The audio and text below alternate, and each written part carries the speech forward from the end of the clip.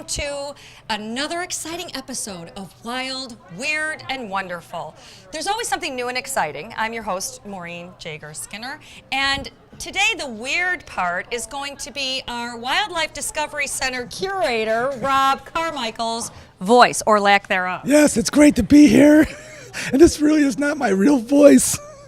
If it was, that would be scary. That would be scary. Right.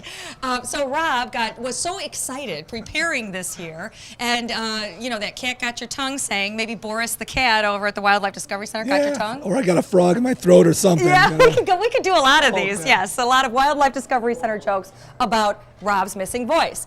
But we did find someone, right, who's going to take your place? Yeah, we're going to have Nikki. Okay. Hello, Nick. Hi, Maureen. So you're the collections coordinator at the Wildlife Discovery That's Center. correct. Okay, and you're here to help us, to help show us around this year's Reptile Rampage. Yep, the 18th annual Reptile Rampage. Yeah, it's an amazing show. The energy's been great so far. We're lucky to be here thanks to our sponsor, BTG International. They're amazing and all of our great exhibitors. So this is my first one, and I'm super excited here, as you can probably tell. All right, then we're going to go take a look together. That sounds amazing. Awesome. Well, I'm an adult learning not to be afraid of reptiles. In fact, I'm surrounded by them at this moment. I've got a lizard, a snake, and the two of the women who work at the Grove here to tell us a little bit more about it. This is Patty Kuntzman and Jerry Joe Duda. So, Patty, tell us a little bit about your pal here in the Grove. This is a Sheltopusic, and her name is Shelty. And these are found in Europe and Asia, and they're called a legless lizard. And the reason is because, as you can see, they resemble a snake. They don't have legs. They might have the hint of legs, but their tail starts And he's right up shedding, here. or she? Yes, look at that. And she's shedding also. She's shedding right now. But like half How their often does she body shed? is a tail. Oh, see, that's why I initially thought that this was a snake, because of the, so that's the legless part. Yeah, one of the big differences that you can see is the lizard has eyelids. Snakes do not.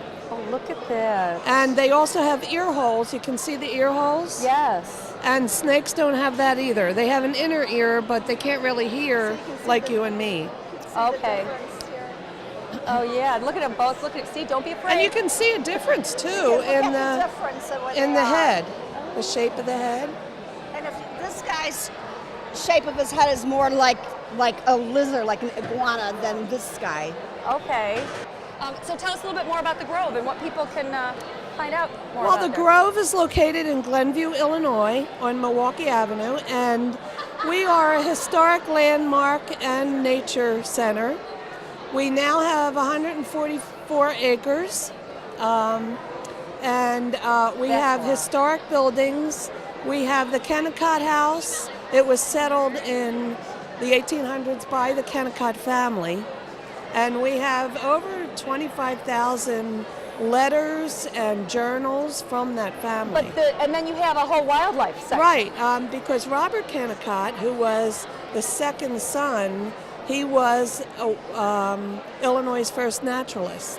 Oh. And he loved reptiles. That was his favorite. And he had a lot of animals and did a lot of research on animals. And he really contributed a lot to what we know today. That is amazing. Yeah. Right here in our own backyard. And now when you Yes. show these to the kids, let's get a little response from these kids here. What do you guys think? Here, you can pet her. And you go in one direction, because if you go in the opposite direction, you're going to hurt those scales. It's going to be like picking up your fingernail. So you got to be real careful and just pet down like that, okay? And I'll put the face by me. Okay. And me. And you. She was born on Christmas Eve last year, so her name is Evie. Oh, that's So sweet. yeah, she was our Christmas present. So you want to pet her? No? Okay. We're still working on that one. Well, there you go.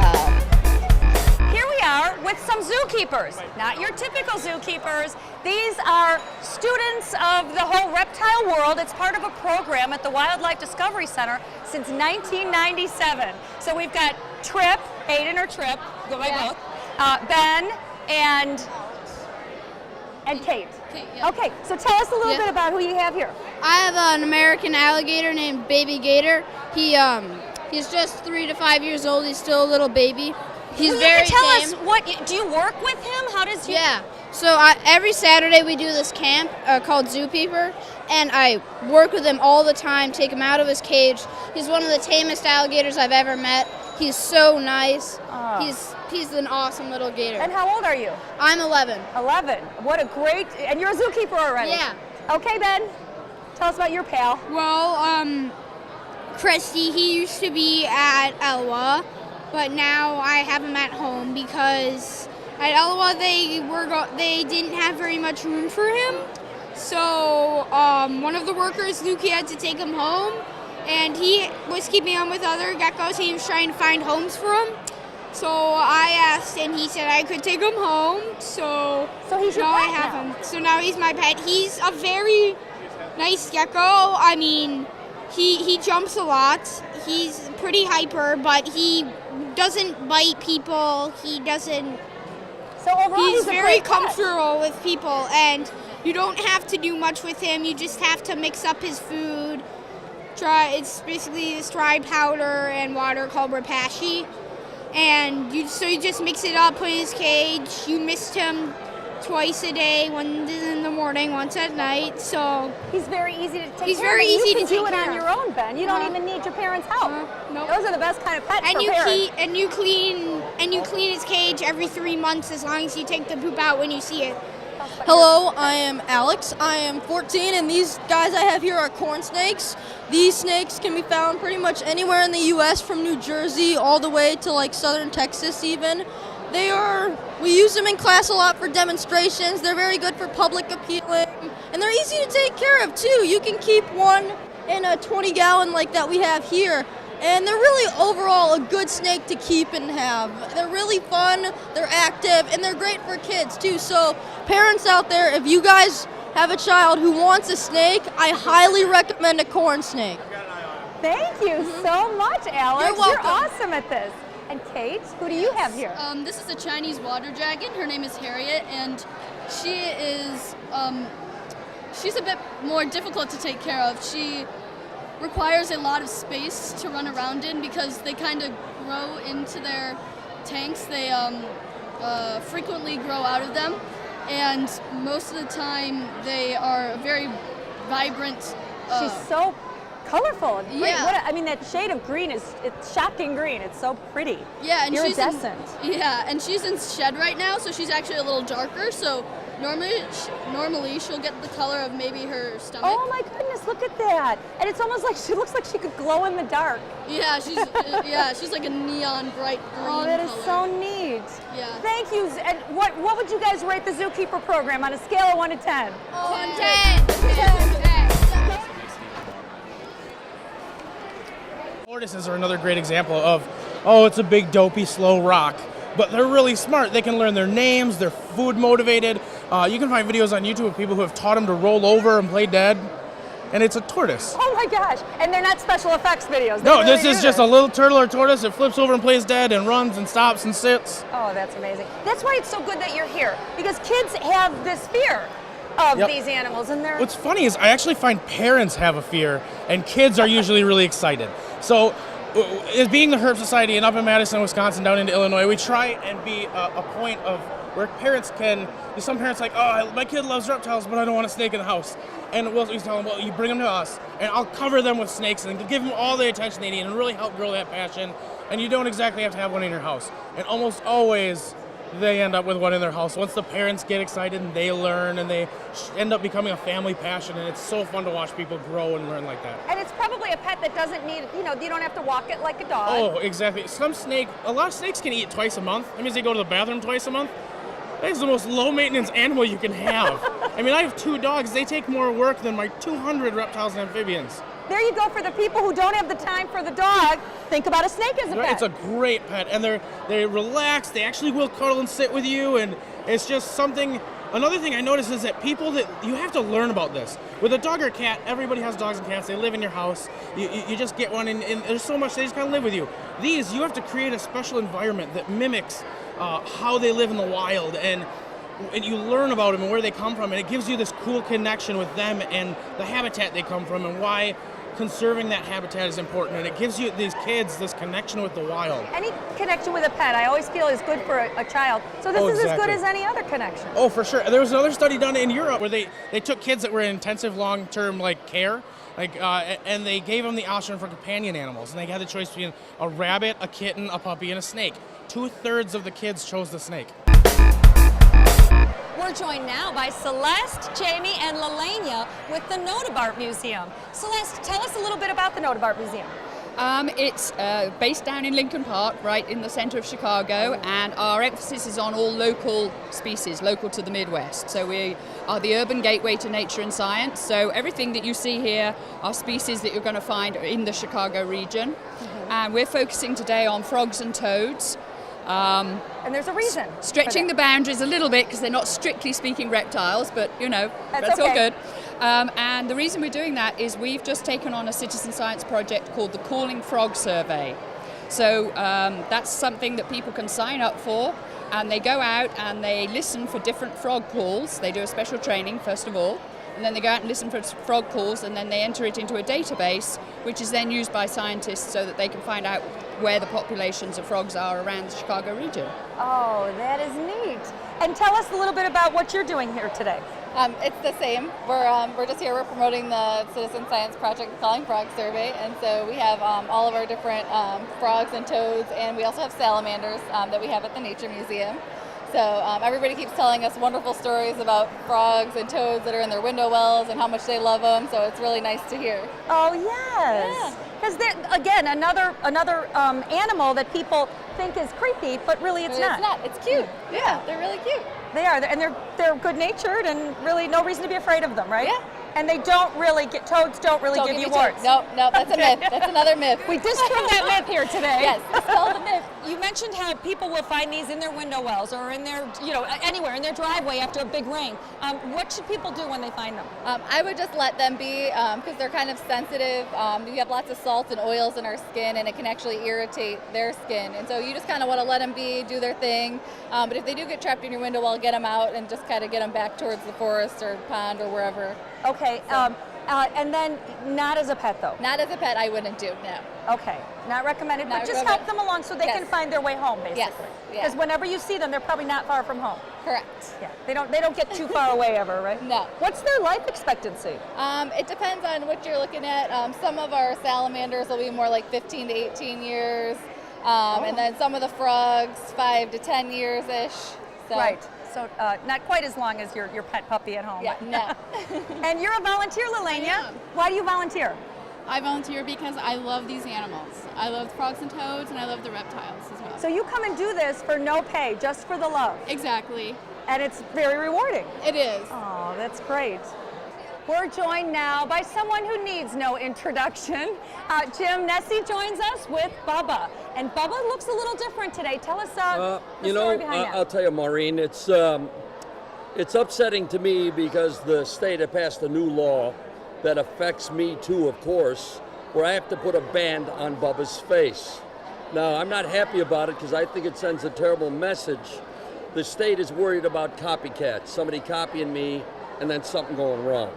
So that's why we have to put the band on. But I want to show everybody, right here on the video here, how amazing this individual is. Now I'm going to show everybody. I'm going to take the band off. It's okay, buddy. No, put your hand back. Now I'm going to slide this off. Hi, Bubba. Now wait, guys. I need you to sit. Listen, I need you to sit down. Wait. Good boy. Good boy. It's okay. It's okay. It's all right. No. Put your head back this way. Now, can you lay down for me? Can you lay down? Down, boy. Down. All the way. Good boy. Good boy. Now. Stay there, honey. Stay there, kids. Back, please. Because people are around him now, I have to put the band back on his face, guys, if anybody's going to be close to him. So I'm going to show you. Just slide the band back on. It's okay. You're all right. It's okay. It's okay. It's okay. It's okay. And this one. Good boy. So now, everybody can pet him now. You can pet him. But this is what we have to comply to. So I want everybody to see it. Bubba's a unique individual. And I'm very proud of him. Last November 5th, he was in a big special, National Geographic Nova special called Bigger Than T-Rex. He was the big star in the film. So we're very proud of him. He's an incredible individual. And we got some kids here, right? So some campers, are they? Yes, we have some campers, that met Bubba on a field trip. So first we have Casey Murray here. And Casey, you've been involved in a lot of the camps over at the Wildlife Discovery Center. Tell us about the one where you met Bubba. Well, the one where we met Bubba, we basically went to his house, and we basically pretty much walked around the house. There were a bunch of reptiles everywhere. There were snakes, other lizards, and basically we were allowed to feed them. And so we were allowed to basically give use a tweezer-like instrument to basically feed chicken legs to Bubba, and I think he's really quite sweet. And that's your favorite camp, isn't it? Yes. You can't beat it, right? That's hands-on and going over to Jim's house and feeding him. And every summer, you come to the camps. And Caitlin, you've also been to the camps at the Wildlife Discovery Center. Tell us about your adventure with Bubba. Well, it was kind of like Casey's because I was at the same camp. So we went through the camp and we walked around the basement, and he had lots of different reptiles there, like snakes, and we got to feed a lot of them. So it was really fun. Was it really fun? The whole idea is about liking animals. If we like animals, they got a chance on the planet. He's just backing up, guys. That's all he's doing is backing up. It's okay. But if we don't like animals, they don't have a chance. That's the key. You know, we need to continue the education. We need to continue to get more people involved in conservation. This animal here, unfortunately, he would have, probably been killed if it wasn't for, bringing him in, because he was a rescue.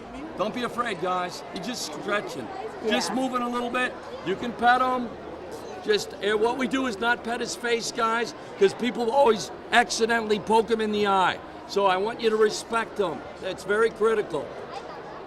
Jim, coming to your house and meeting Bubba and finding out more about Bubba is fascinating, all the kids here. How can the people at home find out more? If you go to coldbloodedcreatures.com, right to our website, and all the information's right there. So no worries. My name's Jim Nesci, Nesci, coldbloodedcreatures.com. Okay, thank you so much for your time and for Bubba's time. you. We love Bubba. Thank you. Do we all love Bubba? Yeah! Exciting moment. Let's see if it'll work. We have a volunteer. Kate Murray is putting a snake that weighs more than 100 pounds. She's going to try to hold him. She says she does Pilates, so she thinks she's okay. She's got to hold this one. Got it? Right arm underneath.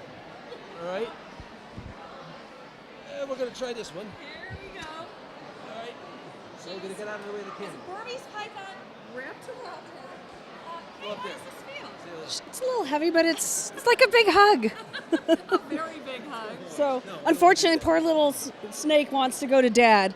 She's a little nervous around me, but but you're not taking very it cool. personally. No, she's fabulous. I bet you're going to be sore tomorrow, Kate. Just a guess. What do we think, Bob? Is Kate going to be a little sore tomorrow? The snake doesn't mind the tree so much. It's the 125 pounds over her that's going to need some aspirin.